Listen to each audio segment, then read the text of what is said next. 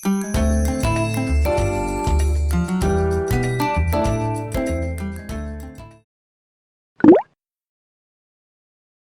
다음은 진단에 대해서 알아보도록 하겠습니다. 일반적인 65세 이상의 치매의 진단과 크게 다르진 않지만 그래도 좀 더 중요한 거는 결국 인지기능 검사를 통해서 실제로 인지기능이 전체 인구 연령대에 맞춰서 그리고 학력 수준에 맞춰서 어느 정도 좀 떨어져 있는지 정확하게 보는 것이 먼저 중요하고, 그 다음에 이제 초록의 치매의 경우에는 결국 원인이 뭔가를 정확하게 파악을 해야 되기 때문에 여러 혈액 검사를 통해서 원인으로 생각될 수 있는 질환들이 있는 것인지 찾아야 하고, 또 구조적으로 뇌의 CT나 MRI를 통해서 나이에 비해서 좀 더 빨리 변화가 생긴 부분이 있는 것인가 그런 것들을 봐야 할 것이고, 특히 이 아밀로이드 펫 검사는 되게 이제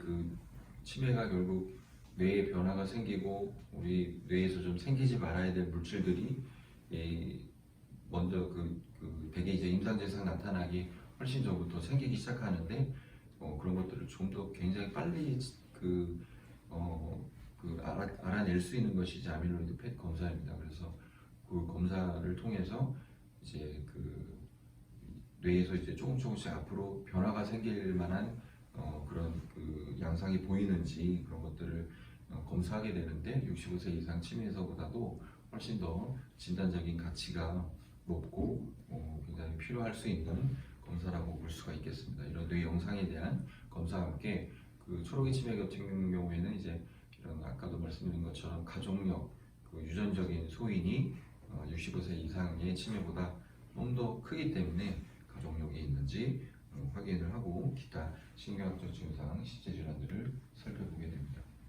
그래서 선별 검사를 치매 안심센터나 이런 여러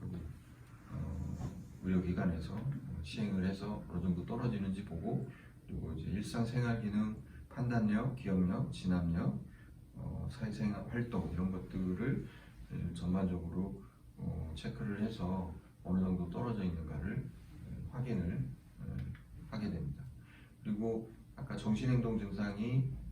또 중요한 부분이라고 했는데, 이런 망상이라든지 환각, 초조, 우울, 불안 이런 여러 정신행동 증상이 어느 정도 있는지 체크를 하게 되고, 되게 이런 뇌에 되게 이제 단기 기억과 관련된 이 부분이 얼마 정도 위축이 되었는가, 그리고 아까 말씀드린 아밀로이드 펫 같은 경우에는 생기지 말아야 될 물질들이 얼마나 많이 생겨서 좀 더 두드러지게 나타나는가, 이런 것들을 통해서 알아볼 수가 있겠습니다. 그래서 치매 원인은 아까 처음에 말씀드린 것처럼 퇴행성 질환,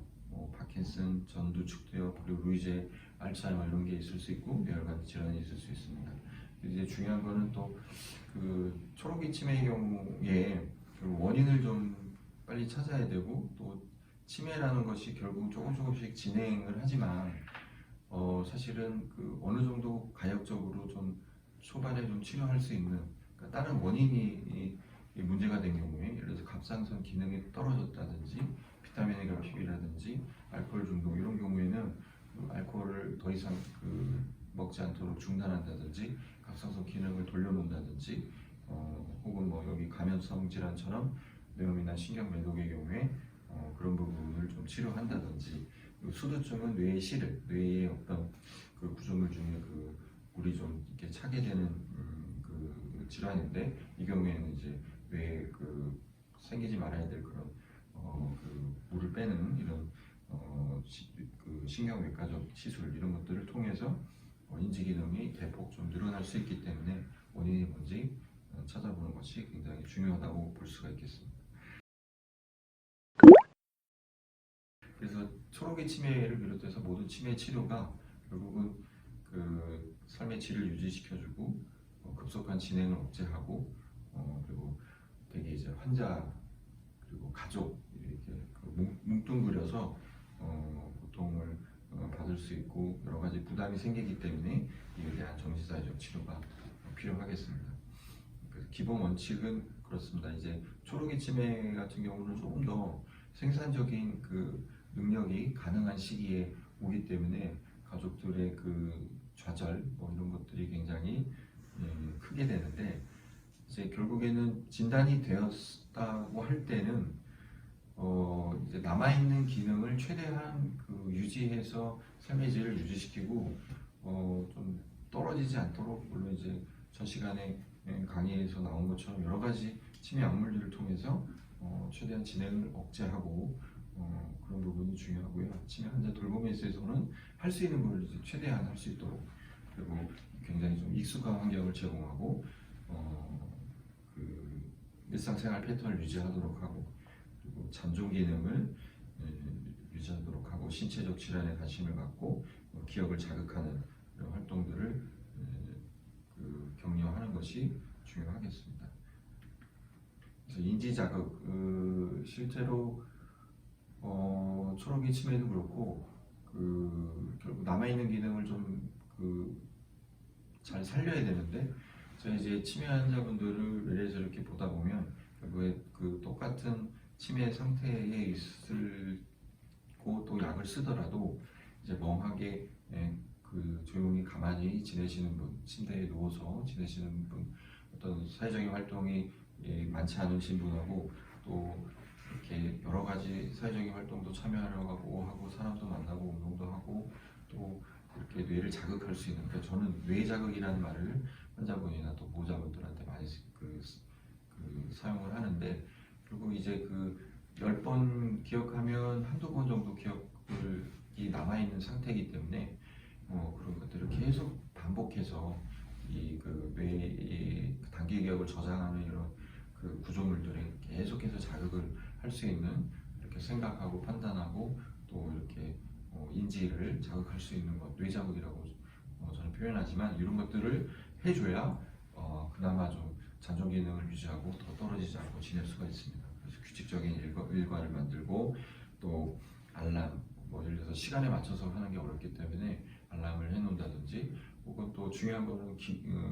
이제 저장을 할 수 있는 거를 뇌의 어떤 일부분의 저장 기능 자체가 기억 기능 자체가 떨어져 있기 때문에 보조적인 도구 메모라든지 다르게 체크를 한다든지 이런 것들이 필요하게 되고 자꾸 책을 읽고 또 드라마를 봐도 드라마 봤던 것들을 또 다시 영상에서 또 줄거리 요약한다든지 이런 활동들을 끊임없이 해주시는 것이 좋습니다. 그리고 단순한 활동을 집중해서 수행하는 것이 도움이 되겠습니다.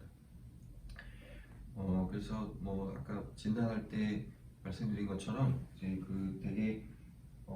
인지 기능이 떨어지는 요 시점 우리가 임상적으로 치매 상태라고 생각하기 이전에 한 10년 전부터는 이런 뇌에서 좀 문제가 생기게 되고